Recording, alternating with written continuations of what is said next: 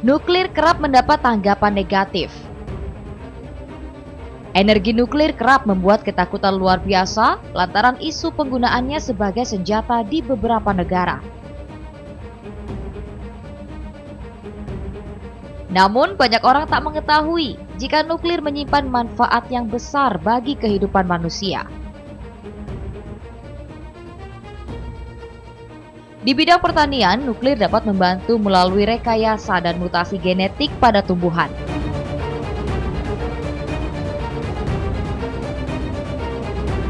Sehingga benih yang dihasilkan lebih berkualitas, unggul, dan juga produktif.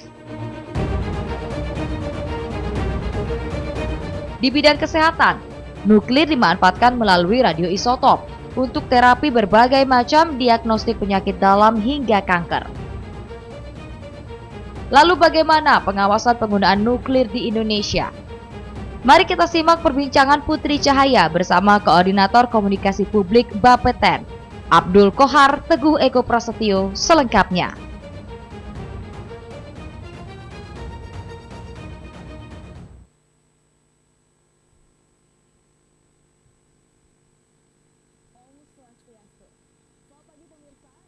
Sudah kita simak bersama cuplikan singkat dari manfaat nuklir bagi kehidupan manusia. Seperti yang kita tahu bahwa persepsi publik terhadap perkataan tenaga nuklir masih sering campur aduk dan cenderung berlebihan. Di satu sisi dipahami sebagai sesuatu yang mengerikan, namun di sisi lain sebagai sesuatu yang bermanfaat bagi kebutuhan hidup manusia.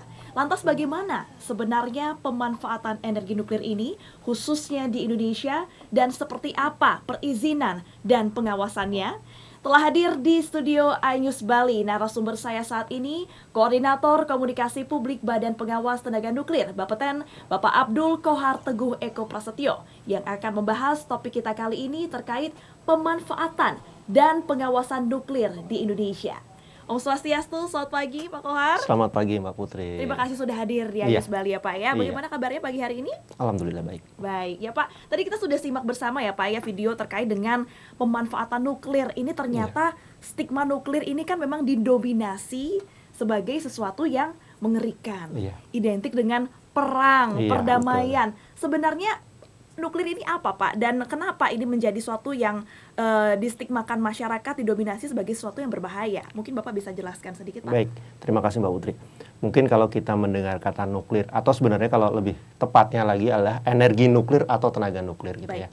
Itu sebenarnya salah satu bentuk tenaga saja. Jadi kalau misalkan kita kenal ada energi cahaya, energi panas, macam-macam gitu ya. Ada energi air. Nah, ini adalah energi nuklir gitu ya. Nah, perbedaannya dengan energi yang lain adalah energi nuklir ini dihasilkan oleh interaksi di dalam inti atom, gitu kan. Entah itu bertumbukan, membelah atau bergabung, ini nanti timbul tenaga sehingga dikenal sebagai tenaga nuklir. Nah, kenapa kok persepsinya tenaga nuklir itu adalah negatif? Karena memang di dunia gitu ya, tenaga nuklir ini terkenalnya pertama kali ya akibat bom atom di Hiroshima Nagasaki. Gitu. Nah, ini jadi persepsinya jadi mengerikan, negatif gitu ya. Padahal kalau kita trace ke belakang lagi sebenarnya tenaga nuklir itu sudah mulai dimanfaatkan mulai awal abad ke-20 gitu ya, dari 1900-an awal justru digunakan untuk bidang kesehatan. Tapi ini tidak banyak diekspos gitu ya. Gitu Mbak Putri. Nah, jadi ini yang menjadi penting ya, pengawasan dan juga bagaimana pemanfaatan nuklir di masyarakat seperti itu ya pemirsa ya. Tadi di video tadi sudah kita simak bagaimana manfaat nuklir ya Pak ya di bidang pertanian dan juga kesehatan. Untuk di Indonesia sendiri nih Pak, apakah ada manfaat nuklir lainnya selain di bidang tersebut? Baik. Kalau di Indonesia tadi sudah di video gitu ya, di bidang kesehatan itu cukup banyak. Paling simpel adalah ronsen. Kalau misalkan teman-teman atau masyarakat di Indonesia pernah ronsen, itu sebenarnya sudah memanfaatkan tenaga nuklir tanpa kita sadari. Kemudian tadi disinggung juga sampai pengobatan kanker gitu ya. Kemudian ada juga untuk misalkan di bidang industri. Jadi itu digunakan di industri kertas misalkan untuk mengetes ketebalan kertasnya seperti apa. Kemudian di industri baja gitu, itu juga digunakan. Kemudian di perminyakan ada. Kemudian tadi disinggung masalah pembibitan benih unggul gitu ya. Ini juga banyak, sampai saat ini sudah ada 33 varietas padi unggul yang dikembangkan menggunakan tenaga nuklir. Kemudian ada juga nanti di bidang penelitian banyak gitu ya. Jadi sebenarnya di Indonesia sudah cukup banyak dia untuk pemanfaatan tenaga nuklir ini. Hanya memang kalau di Indonesia pemanfaatan nuklir ini sudah menjadi kebijakan founding father kita bahwa nuklir hanya untuk tujuan damai saja. Oke. Jadi Indonesia tidak akan mengembangkan senjata nuklir untuk tujuan perang gitu, membuat bom atom gitu enggak. Nah, jadi sementara ini yang terblow up begitu ya, Pak ya, ini memang nuklir untuk perang. Iya, Di betul. beberapa negara tertentu Betul. memang memanfaatkan nuklir ini sebagai senjata untuk pengamanan negara. Nah, Betul, ternyata betul. di Indonesia sendiri pemanfaatan nuklir ini memang didominasi untuk hal-hal yang bermanfaat Betul. untuk masyarakat Iya. seperti itu ya, Pak ya. Kalau untuk pengembangan nuklir sendiri, Pak, di Indonesia, pengembangannya ini apakah ada syarat-syarat khusus untuk dapat mengembangkan nuklir, dan juga apa yang dilakukan untuk mengantisipasi apakah nuklir ini jika dikembangkan di wilayah tertentu itu berdampak buruk, Pak, untuk masyarakat sekitar atau seperti apa?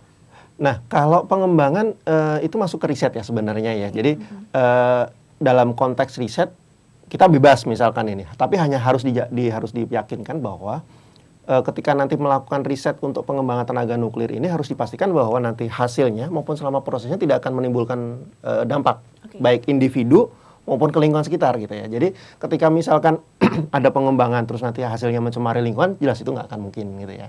Jadi dari sisi pengembangan silakan saja, misalkan teknologi kedokteran radiologi sekarang kan juga berkembang banyak gitu ya. Betul. Nah ini kita harus memastikan ketika teknologi ini berkembang, risetnya berkembang, litbangnya berkembang, harus dipastikan nanti itu selama proses sampai nanti hasil akhirnya juga tidak akan menimbulkan bahaya. Oke, jadi memang sudah harus dipersiapkan dengan Betul. matang. Nah, untuk Betul. SDM, Pak, terkait SDM sedikit nih kita Betul. bahas. Oke. SDM di Indonesia sendiri, apakah menurut Bapak dari Bapeten sendiri ini memang sudah siap untuk bisa mengembangkan, kemudian juga melakukan riset tertentu terkait nuklir? Kalau dari sisi SDM kita untuk kesiapan pemanfaatan jelas ya, karena kita sudah memanfaatkan banyak. Artinya kan berarti sudah banyak SDM yang berkecimpung di bidang itu gitu ya. Nah sekarang untuk pengembangan ataupun nanti misalkan mungkin yang lebih lagi misalkan nanti bikin PLTN gitu ya. Kita juga ada beberapa sekolah misalkan di Jogja ada, kemudian baik di UGM, kemudian ada kalau dulu STTN, kalau sekarang Institut Teknologi Nuklir apa gitu ya. Dulu STTN Batan. Kemudian di UGM itu ada teknik nuklir. Kemudian di ITB ada jurusan, sebenarnya maksudnya jurusan fisika tapi spesifikasinya di nuklir gitu ya. Jadi dari sisi pengembangan SDM kita sudah banyak menggandeng universitas gitu ya untuk mendidik itu. Nah, jadi ini menjadi PR juga nih kita untuk masyarakat Bali. Betul. Ini supaya lebih tahu lagi tentang nuklir seperti apa. Nah, kemudian bagaimana dengan perizinan? Kira-kira lembaga, badan atau industrinya untuk mendapatkan izin kira-kira seperti apa begitu, Pak? Ya, nanti kita akan bahas ya. Pemirsa, kita akan bahas bagaimana proses legalitas untuk bisa mendapatkan izin dapat mengembangkan nuklir ini. Kita akan bahas selengkapnya setelah jeda berikut ini. Tetaplah di Dialog Khusus iNews Bali.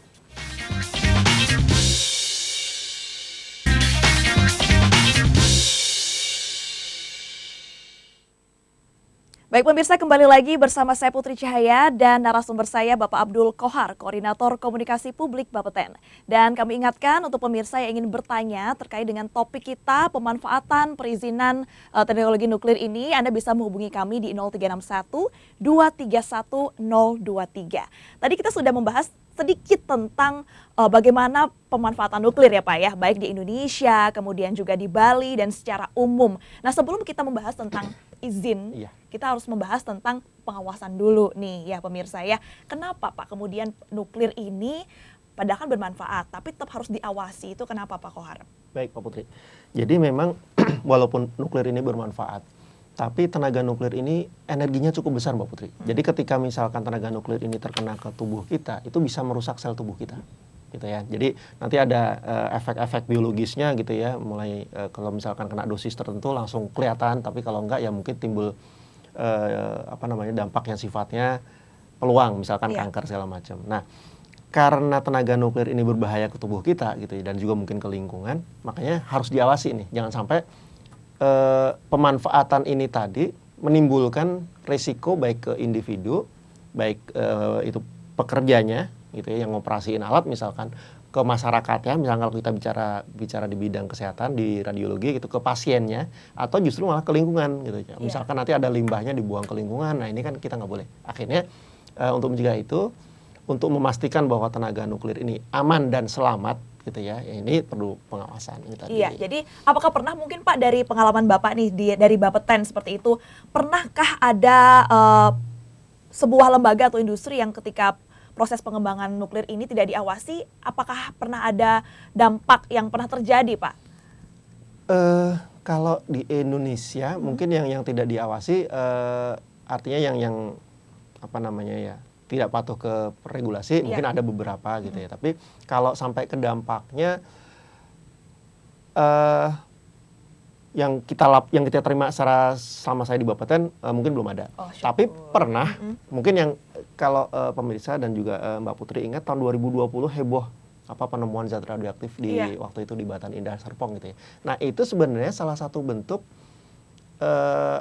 contoh kalau tenaga nuklir ini nggak diawasin dengan baik gitu ya. Karena ini mungkin dan ini mungkin kejadiannya sekian puluh tahun yang lalu itu dibuang seenaknya gitu kan. Akhirnya kan jadi timbul masalah seperti itu. Wow, jadi memang harus diawasi sekali karena memang energi dari nuklir ini besar sekali ya Pak ya. Memang harus diarahkan atau mungkin harus diatur sedemikian rupa supaya dapat memberikan manfaat untuk kebutuhan kita sehari-hari, kebutuhan manusia. Nah, berbicara mengenai lembaga Bapeten sendiri Pak, ini mungkin pemirsa Anyus Bali masih awam, masih belum tahu. Jadi mumpung Pak ada Pak Kohar di sini, bisa dijelaskan sedikit tupoksinya Bapeten ini, Bapeten ini apa, naungannya seperti apa, bergerak di lembaga apa, di bawah apa? Silakan Pak. Terima kasih Mbak Putri. Jadi memang Bapeten ini adalah salah satu lembaga negara yang non kementerian gitu ya, yang dibentuk oleh negara berdasarkan Undang-Undang Nomor 10 Tahun 97 tentang ketenaga nukliran. Jadi tugas Bapeten adalah melakukan pengawasan terhadap pemanfaatan tenaga nuklir di Indonesia. Kita melakukan pengawasan ini melalui 3 hal. Yang pertama kita membuat peraturan. Jadi bagaimana tenaga nuklir itu dimanfaatkan, apa persyaratannya, kemudian bagaimana pengoperasinya gitu ya, itu diatur semua. Nah kita dalam menyusun peraturan ini kita bekerja sama dengan misalkan kementerian lain misalkan, atau juga misalkan pihak universitas akademisi. Kemudian yang kedua kita melakukan penerbitan izin. Nah penerbitan izin ini dimaksudkan untuk kita mengetahui ini sebagaimana sih tenaga nuklir ini dimanfaatkan di Indonesia, di mana saja gitu ya. Jangan sampai ada tenaga nuklir dimanfaatkan di satu daerah, kita nggak tahu, kemudian terjadi sesuatu gitu ya, mudah-mudahan enggak gitu ya. Nah kita nggak tahu, terus kemudian misalkan ada risiko terhadap masyarakat, itu jangan sampai. Jadi kita pengen tahu nih sebenarnya tenaga nuklir dimanfaatkan di mana aja di Indonesia gitu ya. Kemudian yang ketiga adalah kita melakukan inspeksi. Ketika kita bicara perizinan kan biasanya proses izin itu diajukan melalui dokumen-dokumen gitu ya, kertas-kertas gitu ya. Oh ini ada prosedurnya, ini ada personilnya, ini ada alatnya. Tapi kan itu masih di atas kertas gitu kan. Nah, untuk memastikan bahwa sebenarnya ketika fasilitas ini benar-benar punya operator yang qualified gitu ya, ada alat yang benar gitu kan. Itu kita cek melalui proses inspeksi gitu. Oke, baik. Dan pemirsa ternyata Pak Kohar ini sudah ada pemirsa yang mau bergabung bersama dengan kita melalui telepon. Baik, Om Swastiastu, selamat pagi. Oke. Selamat pagi, Om Swastiastu. Swastiastu. Baik, Ibu dengan siapa? Di mana? Dengan Dina di Denpasar. Ya, Ibu Dina, silakan pertanyaannya, Ibu. Gini Pak, saya pernah baca kalau Uni Eropa itu mengkategorikan nuklir itu sebagai energi hijau karena bebas emisi katanya. Itu benar apa enggak? Terus nuklir itu bukan alternatif tapi pilihan gitu. Mungkin bisa dijelaskan Pak, terima kasih. Baik, terima kasih Bu Dina di Denpasar. Pak mungkin bisa langsung ditanggapi terkait dengan nuklir yang bebas emisi dan juga alternatif sebagai dan bukan alternatif pilihan. Ya. Bagaimana, jadi terima kasih Bu Dina. Jadi kalau ini kita bicara yang ditanya Bu Dina tadi adalah salah satu bentuk pemanfaatan Pak Putri. Pemanfaatan di bidang pembangkitan energi gitu ya. Kalau di Indonesia kita belum ada pembangkitan energi based on nuklir, jadi PLTN belum ada. Nah, kalau kita bicara bahwa itu energi hijau, tidak ada emisi, memang iya gitu ya. Jadi tidak ada sesuatu yang dibuang dari yang mengotori lingkungan ketika kita menggunakan PLTN. Walaupun di sana tetap ada limbah yang itu harus dikelola juga gitu ya. Nah, itu mungkin persepsi hijaunya di sana. Jadi tidak seperti yang kita menganggap pembangkit listrik dari tenaga yang lain, mungkin batu bara atau yang uapnya itu bisa mengotori lingkungan. Gitu. Jadi dari sisi konteks pengeluaran emisi itunya lebih bersih memang iya. Kemudian tadi sebagai alternatif ya memang ada banyak energi ini gitu ya. Kalau sekarang ada RUU EBT gitu ya, energi baru terbarukan. Jadi ada energi surya, energi mikrohidro, macam-macam gitu ya. Salah satunya di sana juga sebenarnya energi nuklir ini sebagai opsi gitu. Karena bisa dibandingkan kalau misalkan satu pembangkit tenaga listrik yang dibangkitkan oleh nuklir yang sudah ada misalkan di dunia maju gitu, di negara maju, satu pembangkit itu bisa 1 gigawatt. Wow, iya. Itu dibandingkan dengan misalkan satu PLTU itu hanya paling sekitar 50 megawatt. Artinya satu PLTN itu setara dari energi yang dibangkitkan hanya satu, setara dengan kita membangun 50 PLTU gitu ya. Jadi mungkin dari sisi itu bisa di-compare hanya butuh satu lokasi dibandingkan dengan 50 lokasi misalkan seperti itu. Tapi nanti ada banyak komparasi mestinya gitu ya.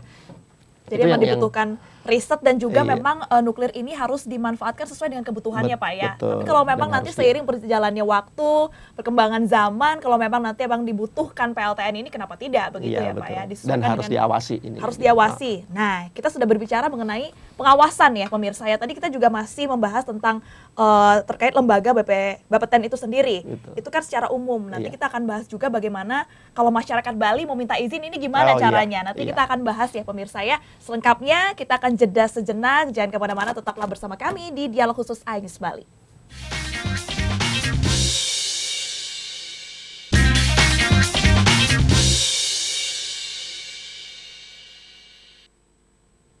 Baik, kembali lagi bersama saya Putri Cahaya dan tentunya bersama dengan narasumber saya Bapak Abdul Kohal, Koordinator Komunikasi Publik Bapeten. Dan pemirsa, kami ingatkan kembali bagi Anda yang mempunyai pertanyaan terkait dengan topik kita kali ini, yaitu bagaimana pemanfaatan dan juga pengawasan serta perizinan nuklir. Anda bisa menghubungi kami di 0361 231 023. Baik Pak, kita sambung perbincangan kita tadi terkait dengan pengawasan sudah. Nah sekarang ini yang paling penting adalah perizinan. Seperti yang Bapak sudah jelaskan tadi bahwa Bapeten ini memang terpusat ya Pak ya, posisinya di Jakarta seperti itu. Nah kemudian bagaimana ketika ini masyarakat di daerah ingin meminta izin untuk dapat melakukan pemanfaatan dari nuklir ini sendiri, seperti apa mekanismenya Pak? Ya. Terima kasih Mbak Putri. Jadi sebelum saya masuk ke mekanisme bagaimana masyarakat mengajukan izin gitu ya, mungkin sebagai informasi kalau kita bicara izin, saat ini gitu ya, per hari ini itu total di seluruh Indonesia itu ada 11.191 izin yang kita lakukan. 11.000 ya Pak ya? Dari 3.300-an fasilitas gitu ya. Itu ada industri, kesehatan dan macam-macam gitu ya. Kemudian di Bali sendiri itu ada 218 izin dari 78 fasilitas, di mana sekitar 179-nya itu di bidang kesehatan gitu ya. Nah, jadi memang pemanfaatan tenaga nuklir di Indonesia itu mayoritas masih di bidang kesehatan gitu ya. Nah, selain izinnya tadi, kita masih punya sebenarnya 3 reaktor nuklir. Nah, ini sedikit berbeda dengan yang tadi PLTN. Kalau yang sama-sama reaktor nuklir sebenarnya, tapi reaktor nuklir yang kita punya itu digunakan untuk keperluan riset gitu ya. Kemudian ada 4 instalasi nuklir non reaktor, itu semua di Jakarta. Kemudian ada fasilitas radiologi tinggi juga ada. Kita juga mengeluarkan izin untuk, bukan hanya tadi kita bicara fasilitas semua, tapi kita sebenarnya juga mengeluarkan izin untuk petugasnya Mbak Putri. Petugasnya. Jadi operatornya harus punya izin dari Bapeten. Yang menjalankannya juga harus qualified begitu ya Pak ya. Kemudian ada yang namanya petugas proteksi radiasi. Karena kita harus memastikan bahwa kan nggak mungkin Bapeten nongkrong tiap hari, tiap detik untuk memastikan bahwa itu aman, kan nggak mungkin gitu ya. Nah, kita tuntut bahwa di setiap fasilitas pemanfaat itu harus punya petugas yang namanya petugas proteksi radiasi ini. Jadi dia memastikan ketika fasilitasnya beroperasi itu tidak akan menimbulkan bahaya. Jadi aman dan selamat gitu ya. Jadi ini dari sisi izin yang kita keluarkan. Nah, sekarang kalau kita bicara bagaimana masyarakat ingin memanfaatkan tenaga nuklir. Nah, ini mungkin kita bisa tahan dulu nih Pak, karena sudah ada pemirsa yang mau bergabung bersama dengan kita melalui telepon. Baik, Om Swastiastu, selamat pagi. Om Swastiastu, selamat pagi. Selamat pagi Ibu. Saya mau tanya, soalnya pemahaman kita terhadap nuklir ini kan bahan peledak berbahaya ya. Betul. Awalnya kita taunya. Setelah ada dialog ini baru kita tahu bahwa nuklir itu bisa dimanfaatkan. Nah sekarang saya mau tanya sebagai Bapeten ini, apakah pengawasan yang dimaksud Bapeten ini terhadap bahan peledak itu sendiri atau terhadap pemanfaatannya? Oke, baik. Terus Ibu, yang kedua, ya. maaf nih Mbak Putri, maaf dulu. Silakan, Yang silakan. kedua Ibu nih, belum dengan siapa Ibu? Mohon maaf sebelumnya. saya dengan Bu Oke di Badung. Bu Oka di Badung. Ya, silakan Ibu Oka Di mana aja saya bisa ketemu bahan-bahan baku dari nuklir tersebut. Terus apa nggak berbahaya? Karena saya baca-baca kan radiasi itu bisa menular, radiasi nuklir tuh ngeri aja sih dengar kata nuklir. Itu aja sih. Iya. Terima kasih. Oke, baik ya. Jadi silakan langsung ditanggapi Pak Baik, pertanyaan dari Bu Oka. terima kasih Bu Bu Oke. Oke ya. Jadi memang kalau kita bicara pengawasan Bu Oke, kita hanya mengawasi pemanfaatan tenaga nuklir saja Bu. Jadi memang tadi sudah saya sampaikan bahwa tenaga nuklir di Indonesia itu hanya digunakan untuk tujuan damai. Artinya kita tidak akan mengawasi tenaga nuklir untuk keperluan militer, itu nggak akan mengawasi karena memang tidak ada gitu ya Bu ya.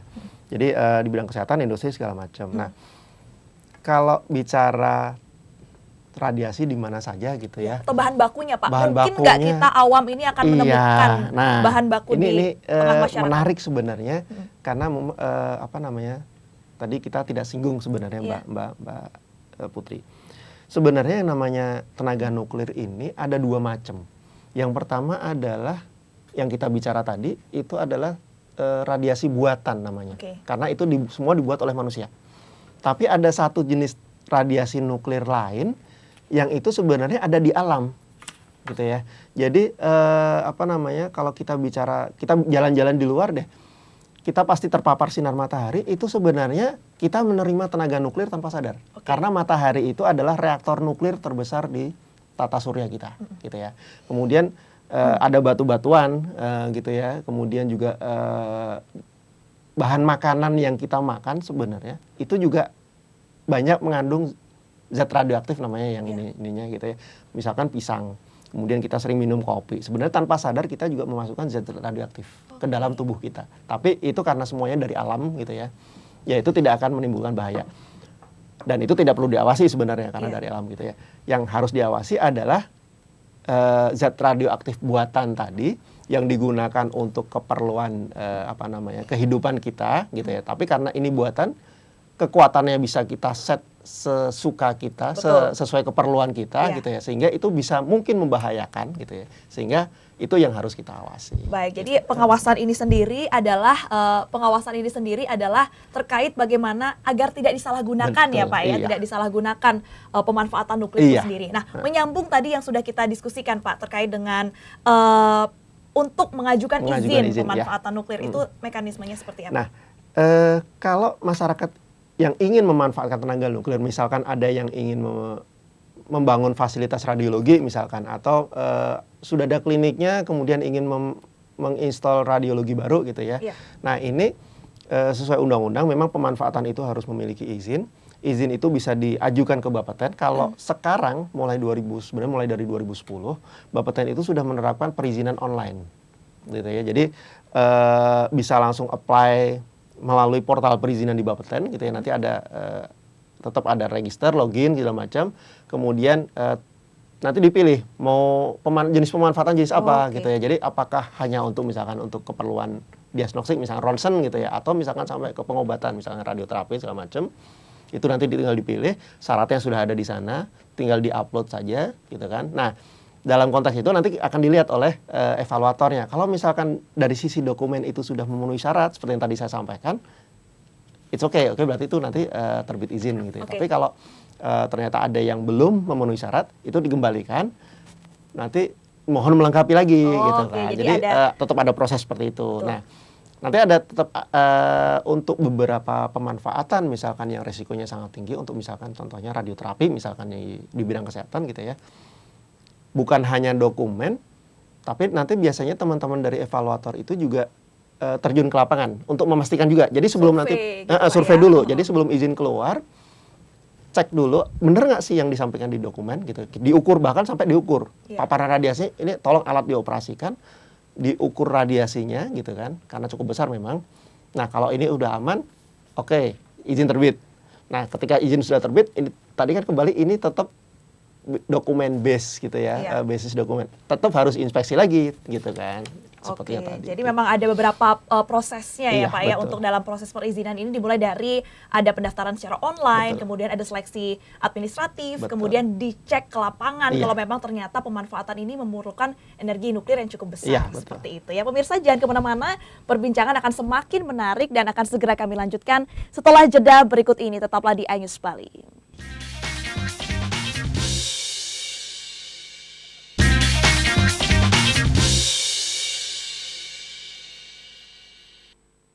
Baik pemirsa, kita kembali membahas pemanfaatan dan pengawasan nuklir di Indonesia bersama dengan narasumber saya Bapak Abdul Qohar. Dan kembali kami ingatkan bagi Anda yang ingin bertanya terkait dengan topik kita kali ini, Anda bisa menghubungi kami di 0361-231-023. Pak Qohar, tadi kita sudah membahas mengenai perizinan ya. Perizinan bisa diakses secara online di www.balis.bapeten.go.id dengan melalui beberapa screening sampai Iya, akhirnya di betul. ACC begitu. Betul. Tapi Pak, setelah Bapeten ini berjalan, kemudian melakukan pengawasan, apakah pernah ada pelanggaran terkait dengan lembaga atau instansi yang melakukan pemanfaatan nuklir ini secara ilegal? Apakah pernah terjadi seperti itu, Pak? Dari sisi kalau kita bicara pelanggaran ya, berarti kan kita bicara regulasinya. Iya. Tadi saya bicara regulasi itu mulai dari bagaimana misalkan operatornya, prosedurnya, itu kan diatur semua. Nah pelanggaran ini seringkali kita temui sebenarnya. Biasanya pas inspeksi gitu kan. Jadi mulai yang paling ringan adalah misalkan pelanggaran SOP. Jadi paling simpel misalkan ketika kita ronsen misalkan ya. Iya. Itu kan petugasnya harus berada di satu ruang terpisah. Kemudian misalkan ronsennya itu adalah anak-anak, misalnya harus ada pendamping di sana. Anak-anak kan biasanya didampingi oleh orang tuanya. Itu si orang tua kan harusnya mengenakan pakaian pelindung. Oke. Itu salah satu Iya. salah satu prosedur yang harus dipenuhi. Syarat mutlak itu Pak ya. Iya. Nah ini terkadang kita temui juga gitu ya. Jadi ada pelanggaran misalnya pelanggaran prosedur. Kemudian juga terkadang kita temui juga pelanggaran masalah peralatan. Jadi peralatan mereka sudah punya alat gitu ya. Alat itu secara regulasi harus istilahnya dikalibrasi agar pembacaannya kita pastikan benar gitu ya. Itu setiap tahun sekali. Nah mungkin ternyata kita temui, oh alat ini belum dikalibrasi ini tahun ini gitu. Ini juga pelanggaran. Baik. Sampai pelanggaran paling berat adalah misalkan inspeksi itu kita temui fasilitas itu tidak punya izin. Jadi bisa jadi misalkan izinnya habis, tapi dia tidak sempat Perpanjang proses, proses. atau mungkin nggak mau karena bandel gitu ya. Itu juga bisa kita temui. Nah kalau kita ketemu proses pelanggaran-pelanggaran seperti ini, kita lihat nanti tingkatannya. Jadi bisa kita lakukan pembinaan gitu ya. Kita hanya ingatkan, oh ini yang diperbaiki ini. Atau kita kasih surat sanksi administratif, mulai dari teguran, peringatan, sampai ke pencabutan izin kalau dia punya izin. Baik. Kalau misalkan levelnya sudah berat, nggak punya izin, artinya dia sudah melanggar undang-undang, artinya sudah masuk pidana, kita juga bisa menggandeng teman-teman dari kepolisian. Jadi kita Bapeten itu sudah memiliki MOU dengan Polri. Jadi kita sudah menggandeng Polda-Polda, gitu udah banyak, kita bekerja sama dengan Polda, kita lapor, oh ini ada fasilitas nggak punya izin, gitu. Setelah kita terima, kita cek dulu, jadi memang nggak punya izin, ada levelnya juga, gitu ya. Jadi karena Bapeten Indonesia ini sangat besar, gitu ya, pemanfaat juga mungkin berkembang di daerah-daerah dan mungkin tidak tahu ada regulasi ini. Ketika misalkan inspektur itu menemukan, oh ini nggak punya izin karena sebenarnya dia nggak tahu nih, Iya. harus punya izin. Nah, Oke. dalam konteks itu Bapeten tadi melakukan pembinaan. Baik. Kita pembinaan itu bisa secara langsung dengan ini, atau kita menggandeng dinas kesehatan setempat. Oke, Gitu dari ya. siapa tahu di wilayah tertentu seperti itu Iya, ya Pak jadi ya. biar dinas kesehatan itu tolong dibina Bentuk. itu, dikasih tahu gitu ya. Tapi kita tetap kasih waktu nih, time frame-nya. Sekian bulan harus sudah punya izin. Kalau Baik. nggak punya izin, ya kita gandeng ke tetangga sebelah nih, Iya, kepolisian. jadi gitu lebih ke kan. ranah hukum jadinya Iya, jalan seperti itu ya Pak iya, ya. Nah Pak Qohar, ini kita sudah tergabung lagi, sudah ada pemirsa yang akan bergabung bersama dengan kita melalui telepon. Baik, selamat pagi Om Swastiastu. Dengan siapa? Selamat pagi, Om Swastiastu. Saya Bapak Eko di Denpasar. Pak Eko, silakan Pak. Selamat pagi Bapak, mohon maaf. Selamat saya pagi, Bapak. agak asing ini dengar nama lembaga ini ya, Bapeten begitu gitu Iya, ya. Pak. Baru pertama kali saya dengar ini, Bapak. Saya mau tanya Bapak izin, Bapeten ini ada di kantor cabang atau ada kantor kewilayahan nggak di daerah-daerah begitu? Seperti kantor-kantor yang lain, seperti Kementerian Agama dan sebagainya gitu. Itu pertama. Yang kedua, tadi disampaikan bahwa tenaga nuklir ini bisa dimanfaatkan untuk dan sebagainya. Nah, pertanyaan saya, apa ada tidak dampak apa tidak ada dampak itu Pak yang ditimbulkan terhadap pemanfaatan tenaga nuklir ini, mungkin terdampak terhadap lingkungan begitu dan sebagainya Pak. Baik, itu saja Pak, terima kasih. Selamat pagi. Baik, selamat pagi, terima kasih Pak Eko. Silakan Pak Kohar langsung Baik. ditanggapi. Terima kasih Pak Eko. Kebetulan namanya hampir mirip ya. Saya juga ada Ekonya gitu. Jadi Pak Eko dapat kami sampaikan bahwa Bapeten itu hanya ada satu di Jakarta, Pak. Jadi kita tidak tidak memiliki kantor cabang di daerah, hanya ada satu di Jakarta, kantor pusat. Kemudian kalau tadi untuk inspeksi, semua inspektur yang sudah berkualifikasi. Jadi inspektur itu nggak seluruh pegawai Bapeten juga boleh juga turun ke lapangan gitu. Jadi ada kualifikasi tertentunya juga. Ini akan datang ke daerah-daerah untuk memeriksa pemanfaatan tadi. Gitu, Mbak. Nah, kemudian apakah ada dampak? Kalau kita bicara dampak, pasti ada, gitu ya. Karena energi nuklir ini energinya cukup besar, gitu ya. Kita tidak bicara yang tadi radiasi alam, tapi radiasi yang buatan ini, sehingga bisa kalau kena ke tubuh itu bisa merusak sel tubuh kita. Oleh karena itu perlu pengawasan, jangan sampai pemanfaatan tenaga nuklir ini menimbulkan dampak yang merugikan, gitu ya. Jadi di dalam pemanfaatan ini ada satu prinsip yang namanya prinsip justifikasi. Artinya kita harus memastikan bahwa ketika masyarakat itu mau memanfaatkan tenaga nuklir harus dipastikan bahwa manfaatnya harus lebih besar dari risiko atau mudorotnya, gitu kan. Ini yang harus dipastikan. Jangan sampai kalau misalkan membangun suatu fasilitas tenaga nuklir tapi ternyata setelah kita kaji, oh manfaatnya kok lebih kecil atau bahkan sama, itu nggak boleh. Gitu. Itu makanya nanti pas di perizinan akan dilihat nih, ini benar-benar manfaatnya lebih besar nggak? Itu prinsip yang pertama yang dipegang oleh teman-teman evaluator. Gitu. Baik, Gitu. dan kemudian kalau untuk sudah terjawab semua ya pertanyaan dari Pak Eko ya terkait dengan kantor, emang tidak ada kantor cabang, wilayah, tapi pastinya bekerja sama Betul. dengan pihak-pihak dari wilayah itu sendiri, mulai dari proses pengawasan dan juga perizinan. Kemudian kalau untuk pemanfaatannya juga memang sudah diukur, maka dari itu memang proses perizinan ini bisa dibilang memakan waktu berapa lama Pak biasanya kalau perizinan ini? Sampai beda pemanfaatan, beda waktunya. Jadi itu bisa dilihat ada regulasinya.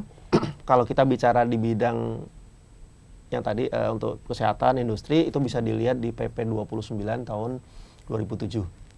Jadi ada jangka waktunya, misalkan ada yang hanya 2 minggu izin harus terbit. Baik. Jadi kalau misalkan 2 minggu kok izin belum terbit dan sebenarnya semua persyaratan itu sudah terpenuhi gitu ya, itu secara langsung, secara otomatis izin itu dianggap terbit gitu ya. Jadi itu yang memacu kita juga harus kerja dengan baik. Kemudian nanti ada juga yang misalkan ada yang 3 minggu, ada yang sebulan gitu kan. Bahkan ada yang sampai misalkan kita bicara instalasi nuklir, misalkan reaktor gitu ya, itu bisa sampai 2 tahun proses perizinannya. Jadi memang karena kita harus menjamin bahwa ya tadi, satu, manfaatnya itu harus lebih besar dari mudaratnya. Yang kedua, bahwa nuklir ini juga nanti tidak akan menimbulkan dampak negatif terhadap baik individu maupun lingkungan gitu ya. Jadi itu kita harus ketat dan hati-hati. Baik, dan terkait dengan cara pengawasan itu sendiri kan kemudian juga ada inspeksi Pak. Betul. Nah untuk inspeksi ini biasanya sifatnya memang seperti semacam kasarnya razia begitu Pak, tiba-tiba datang atau memang sudah menghubungi terlebih dahulu atau seperti apa Pak untuk inspeksi ini sendiri? Nah, kalau inspeksi sendiri ada 2. Yang pertama adalah inspeksi yang berkala, artinya itu sudah dijadwalkan di awal tahun. Jadi dan itu biasanya nanti diinfokan ke pemegang izin gitu ya, bahwa tahun ini akan ada inspeksi ke fasilitas Anda tanggal sekian. Nah, ada juga inspeksi yang namanya inspeksi khusus atau mendadak. Jadi tahu-tahu inspektur datang ngecek gitu. Nah, itu kita mungkin datang juga malam hari sempat gitu ya. Jadi pernah ada tahu-tahu datang malam gitu kan.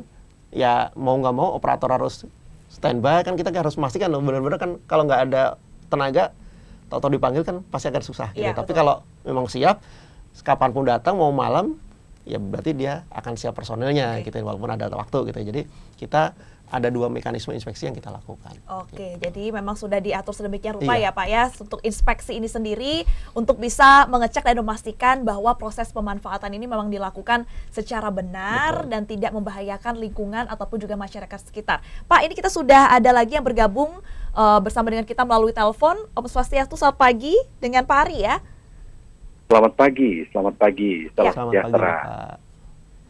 Dari Jogja, Mbak. Oh, Pak Ari Pak Ari betul ya Pak ya namanya? Iya, Pak Ari dari Jogja. Ya. Silakan Pak Ari dengan Ya, pertanyaannya. kebetulan, ya, selamat pagi. Kebetulan kami terima di streaming ini. Wah, sayang sekali. Terputus. Ya, nanti kita akan coba, semoga nanti Pak Ari bisa segera bergabung Iya. bersama dengan kita ya Iya. Pak ya untuk teleponnya. Nah, itu dia tadi sudah kita bahas terkait dengan pengawasannya, kemudian juga cara yang dilakukan Bapeten. Akhirnya memang ketika sudah ditemukan ada hal yang kurang tepat, tidak sesuai dengan regulasinya, apakah ini pernah terjadi Pak sampai harus dibawa ke ranah hukum itu pernah ada? Pernah, Mbak. Baik. Jadi sampai memang kalau Bapeten itu masih mengedepankan pembinaan gitu ya, karena kita sadar bahwa kalau kita langsung kaku masuk ke ranah hukum, kemudian kita bicara masalah kesehatan deh misalkan, di sana hanya ada satu fasilitas kesehatan yang menggunakan tenaga nuklir, misalnya ronsen atau apapun, kalau itu kita bawa ke ranah hukum, kita tutup, takutnya juga masyarakat sekitar akan terugikan juga karena fasilitas pelayanan kesehatan mereka terganggu. Jadi dalam konteks ini kita memang sedikit berhati-hati ya ketika ingin, kalau ada pelanggaran, tindakan apa yang harus dilakukan gitu ya. Dalam proses penegakan hukum kita sudah ada lebih dari 20 nih sebenarnya yang masuk ke proses pengadilan. Wow. Dan sudah Lumayan ya, Pak, ya? sudah ingkrah juga di atas 15 kalau nggak salah ini ya. Saya nggak hafal pastinya gitu ya. Jadi dan dikenakan hukum gitu ya. Tapi kembali kita lihat ketika ada satu pelanggaran, kemudian misalkan kita putuskan ini masuk ke ranah penegakan hukum misalkan, di Bapeten ada istilahnya sidang gakumnya juga. Baik Pak, gitu. ternyata di Pak Ari sudah bergabung lagi dengan kita nih. Pak Ari, wah putus lagi. Semoga nanti di segmen berikutnya bisa bergabung karena sepertinya semangat sekali nih Pak Ari untuk menanyakan pertanyaannya pada kesempatan kali ini. Baik pemirsa, kita akan jeda sejenak dan kita akan membahas lebih lanjut lagi terkait dengan pemanfaatan nuklir ini seperti apa. Jangan kemana-mana, tetaplah bersama kami di Dialog Khusus Anyus Bali.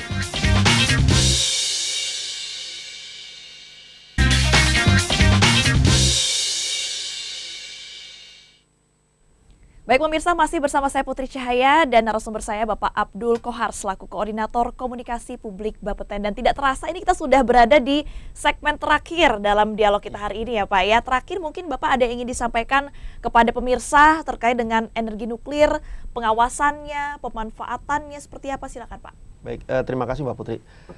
Jadi mungkin yang ingin kami sampaikan adalah sebenarnya nuklir itu tanpa sadar sudah sehari-hari kita temui gitu ya. Jadi kami berharap setelah dialog ini ketakutan terhadap yang namanya nuklir bisa sedikit terkurangi lah ya. Kalau tidak bisa dihilangkan gitu ya. Jadi ternyata sebenarnya nuklir ini kita ketemu sehari-hari gitu ya.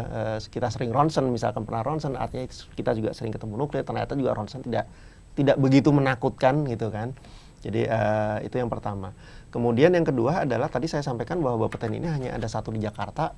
Kemudian yang boleh melakukan inspeksi gitu ya, baik perizinan juga sebenarnya, itu juga terbatas jumlahnya. Nah, kemudian lingkup tugas kita adalah seluruh Indonesia gitu ya. Jadi cukup berat sebenarnya tugas kita gitu. Jadi kita berharap juga masyarakat bisa membantu dalam melakukan pengawasan gitu kan.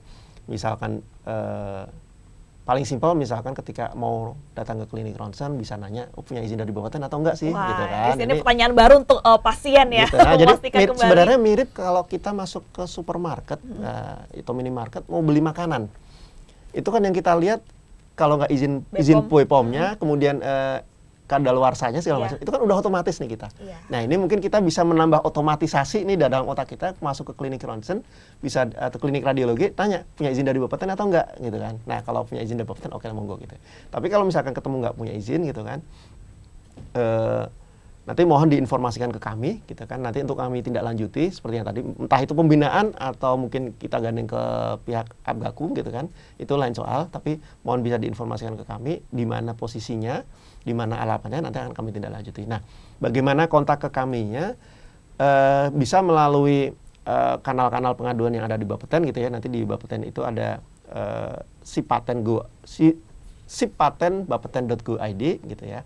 Atau melalui email misalkan ke info@bapeten.go.id, atau melalui kanal-kanal medsos kami, gitu ya. Jadi ada untuk yang Twitternya itu Bapeten RI, kemudian FB-nya Bapeten @bapeten, kemudian Instagram juga @bapeten, gitu kan. Nanti bisa baik melalui komen maupun ke private ke admin-admin kami, itu nanti setiap laporan yang masuk akan kami forward juga ke teman-teman perizinan maupun ke teman-teman inspeksi, gitu kan, untuk ditindaklanjuti. Atau juga kalau misalkan menindaklanjuti yang talkshop ini masih ada penasaran, silakan juga masyarakat mengajukan pertanyaan ke tadi, gitu ya, pengen tahu lebih banyak lagi, kami persilakan itu ke kanal-kanal yang tadi saya sampaikan. Nah, mungkin ini itu, yang menjadi penting juga nih Pak ya, sebelum kita tentunya menutup dialog pada kesempatan kali ini apakah Bapeten ini untuk sosialisasi Pak? Nah, Betul. sosialisasi ini kan baru nih, kami baru masyarakat pemirsa terutama yang di Bali ini Betul. mungkin baru tahu ada Bapeten, bahwa yang lain sebagainya.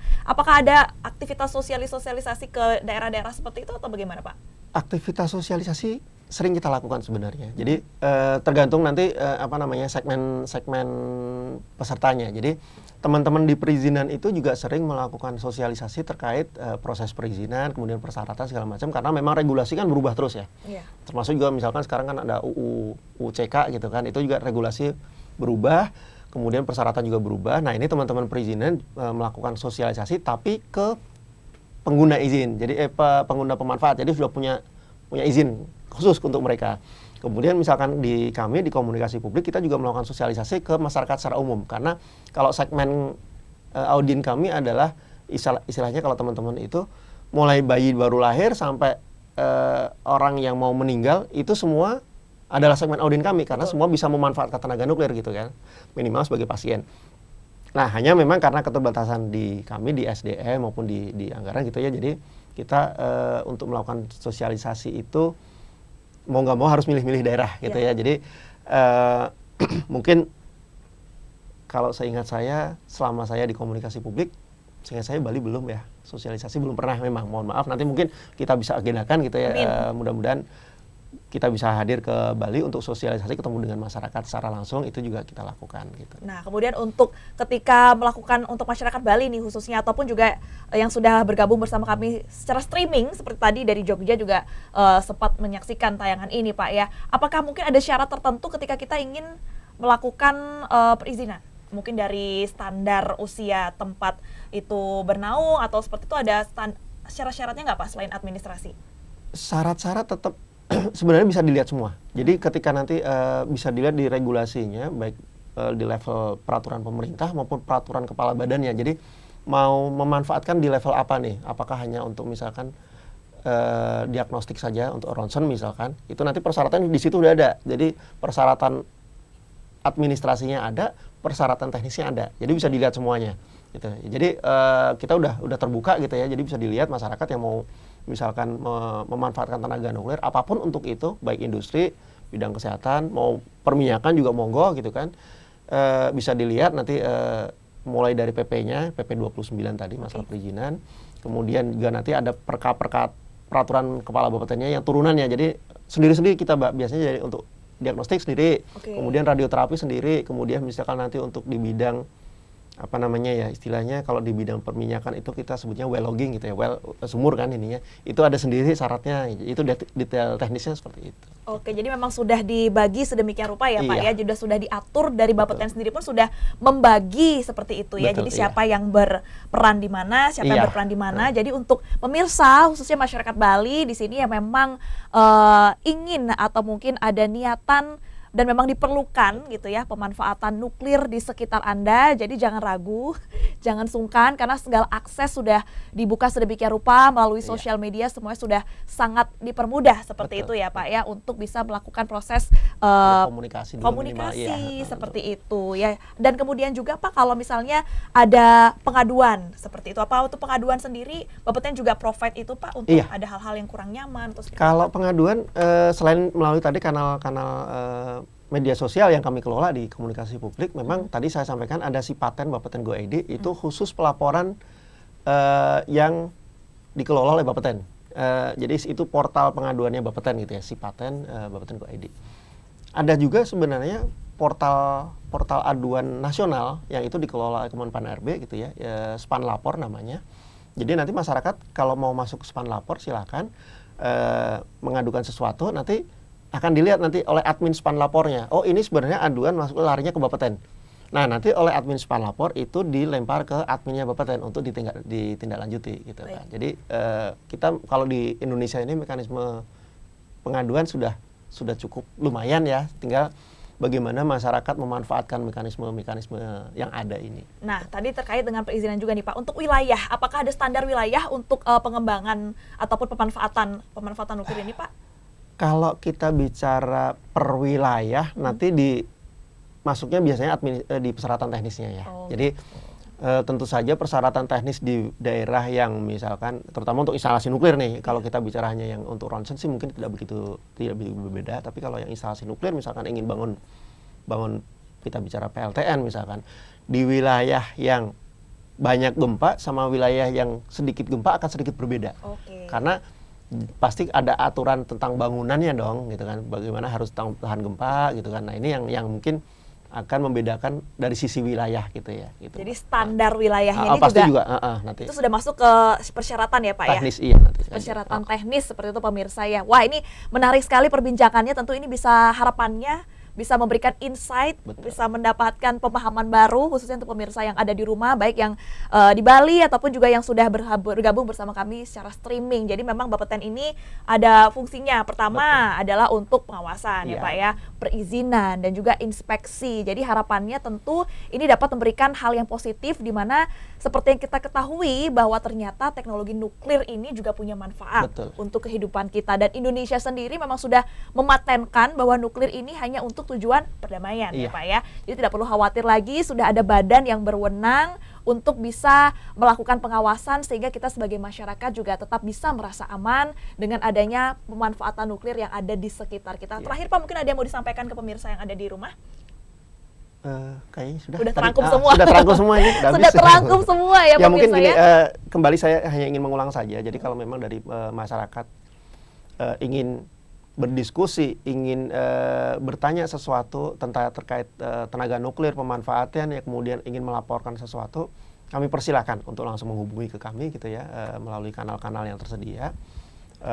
Nanti kami akan melihat ini sebenarnya ini hanya ingin meminta informasi gitu ya, atau misalkan ini sifatnya pengaduan gitu kan. Nanti kita juga kalau ada pengaduan, oh Bapeten ini ada klinik nggak punya izin nih, nanti kami akan langsung kontak ke teman-teman perizinan nih gitu kan. Jadi nanti biasanya teman-teman perizinan juga akan langsung turun ke lapangan, benar nggak laporan ke masyarakat itu gitu. Jadi seperti itu sih. Jadi sudah dari cross check lagi ya Pak ya. Iya, tetap harus kita cross check. Jadi apapun bentuknya pemirsa ya, apapun yang ingin disampaikan, baik hanya sekedar bertanya ataupun juga ingin melakukan proses perizinan, kemudian pengaduan, semuanya akan ditanggapi dan semuanya akan diselesaikan oleh Bapeten tentunya. Terima kasih banyak kehadirannya Pak. Sama-sama, atas informasi yang telah disampaikan. Semoga tentunya ini dapat memberikan manfaat untuk pemirsa yang ada di rumah. Akhirnya saya Putri Cahaya tentunya mengucapkan terima kasih atas perhatian Anda pemirsa, mewakili teman-teman yang bertugas untuk hari ini. Kami pamit undur diri dan kami ingatkan selalu untuk mematuhi protokol kesehatan dimanapun Anda berada.